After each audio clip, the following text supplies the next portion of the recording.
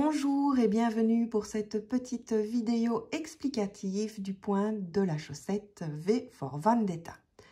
Donc je commence avec le rang 1 en tricotant la première maille, en enroulant 2 fois le fil pour la tricoter. Ensuite 3 mailles à l'endroit et je recommence. Je pique dans la maille, j'enroule 2 fois le fil et je tricote 3 mailles. Au rang 2, il suffit de glisser la maille qui a été enroulée 2 fois, donc comme pour la tricoter à l'envers, sur l'aiguille droite. Et puis de tricoter les 3 mailles en droit. Donc, je prends le premier brin, comme si je voulais le tricoter à l'envers, et je le fais glisser sur ma maille. Et vous voyez que le fil se déroule. Ce qui va permettre après de pouvoir faire une maille allongée sans que ça resserre le tricot.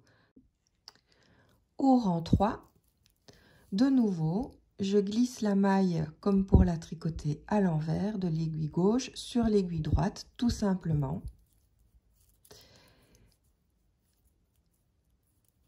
Je recommence après avoir tricoté mes 3 mailles à l'endroit. Donc je glisse la première maille et je tricote à l'endroit les 3 suivantes. Au rang 4, de nouveau pareil, je glisse la maille et je tricote 3 mailles en droit. Donc toujours glisser comme pour la tricoter à l'envers. Et si vous ne savez plus où vous en êtes, petite astuce, vous pouvez voir ici que j'ai glissé une fois et puis 2 fois la maille, puisque le fil ici n'a pas été tricoté, celui qui est derrière. Donc le rang 1, c'était celui où j'ai tricoté la maille, le rang 2 où j'ai glissé la première fois en déroulant la maille, là c'est le rang 3 et donc je suis au rang 4. Et voici donc le rang 5 qui tout simplement se tricote entièrement à l'endroit, ce qui fait que la maille qui a été allongée est tricotée, puisqu'elle ne peut pas être allongée indéfiniment. Et donc, tout simplement, je tricote toutes les mailles à l'endroit. Donc, une maille allongée, ça va donner ceci.